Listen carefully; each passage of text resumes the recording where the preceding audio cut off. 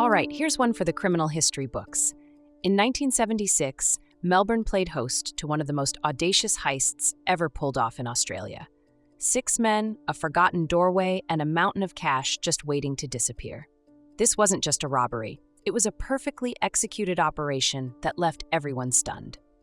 Welcome to the Great Bookie Robbery, where planning met boldness in the most jaw-dropping way possible. Let's cut straight to the heart of it. The target was the Victorian Club on Queen Street. Now, this wasn't some flashy casino. It was the nerve center for Melbourne's bookmakers, where they came every week to settle their accounts. Picture piles of cash, untaxed, unrecorded, and ready for the taking. For criminals with enough guts and smarts, this place was a goldmine. The gang wasn't just any group of thieves. They were led by Raymond "Chuck" Bennett, a seasoned criminal with a reputation for outsmarting the system. Months before the robbery, Bennett and his crew rented an office space a few floors above the Victorian Club. It was a stroke of genius. From this perch, they spent weeks studying the building's layout, tracking staff movements, and identifying weaknesses. It was during this surveillance that they discovered their golden ticket, a forgotten doorway connecting their office to the club. April 21st, 1976, D-Day. The gang made their move in the middle of the day, timing it to perfection. Dressed in khaki uniforms and balaclavas, they looked like a team of construction workers, innocuous enough to blend in, but intimidating enough to mean business. Hooked already? Smash that subscribe button and stick with Talescape. They entered the Victorian Club through the neglected doorway they'd discovered during their reconnaissance. Once inside, they struck fast. The staff and bookies were caught completely off guard. Before anyone could react, the gang had corralled them into a corner and tied them up. No shouting, no chaos, just 6 men moving like a finely tuned machine. While one member stood guard, the rest of the crew began their work. They knew exactly where to go, targeting the safes and cash piles with precision. Bags of money were stuffed full, while the subdued staff could only watch in stunned silence. This wasn't some slapdash robbery. Every step had been rehearsed, every detail accounted for. The gang operated with military-like efficiency, and within 11 minutes, they were done. And the haul? Officially, the Victorian Club reported a loss of $1.5 million. But here's the twist. The actual amount was likely closer to $16 million. Why the discrepancy? Simple. The bookmakers had a lot of undeclared cash they didn't want to explain to the Australian Taxation Office. The gang knew this, and they weren't complaining. They'd just pulled off one of the largest cash robberies in Australian history.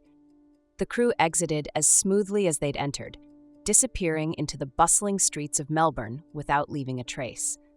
By the time the staff managed to untie themselves and alert the authorities, the gang was long gone.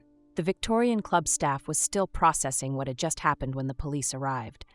The place was in chaos, cash safes emptied, employees bound and rattled, and the robbers long gone.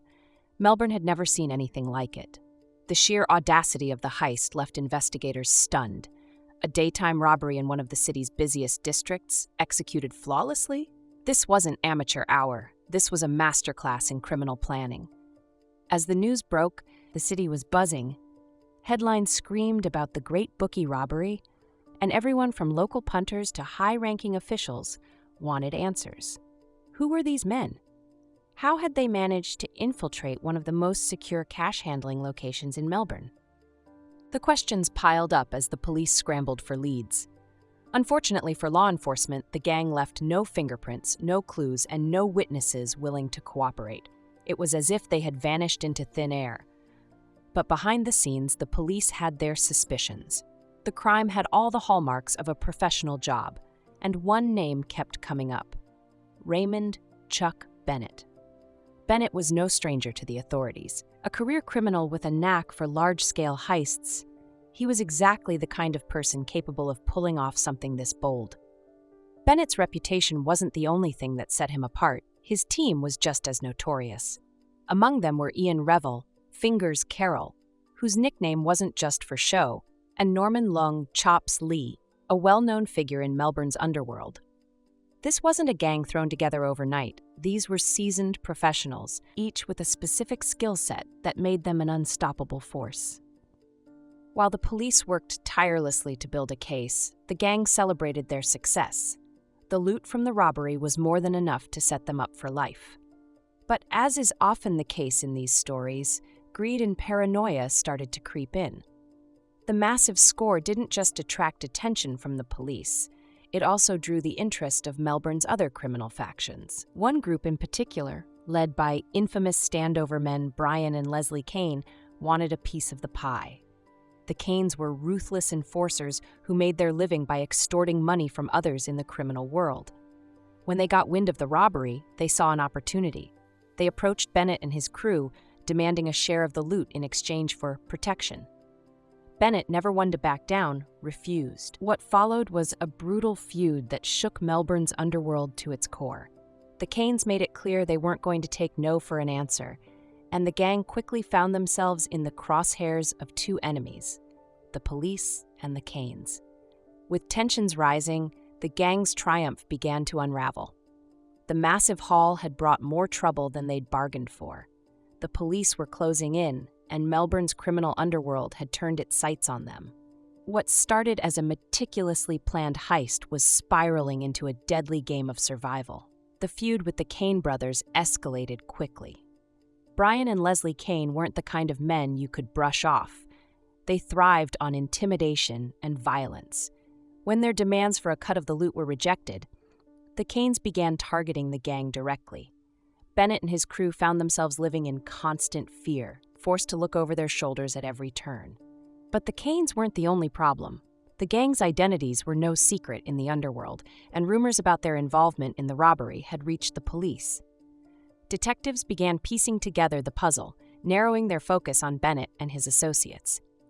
Despite the lack of physical evidence, the cops knew they were onto the right people. It was just a matter of finding proof. Then came the internal cracks. As the pressure mounted, trust within the gang began to erode. Arguments over how to split the money, combined with the paranoia of being watched, turned allies into adversaries. The once coordinated team that had pulled off the heist with military precision was now falling apart. One by one, the gang members met violent ends. Bennett himself became a target, not just for the Cains, but also for others looking to cash in on his notoriety. In the years following the robbery, most of the crew either disappeared or were killed under mysterious circumstances. Norman "Chops" Lee, for instance, was gunned down by police during a separate heist at Melbourne Airport in 1992. It was as if the shadow of the bookie robbery followed them all, ensuring none of them could escape its legacy. As for the loot, the majority of the stolen cash was never recovered. Speculation about its whereabouts ranged from offshore accounts to hidden caches buried in the Australian bush. Some even believe the money was laundered through Melbourne's gambling circuits, vanishing into the very world it had been stolen from. The Great Bookie Robbery remains unsolved to this day. None of the surviving gang members were ever convicted for the heist, and the official record still lists the case as open.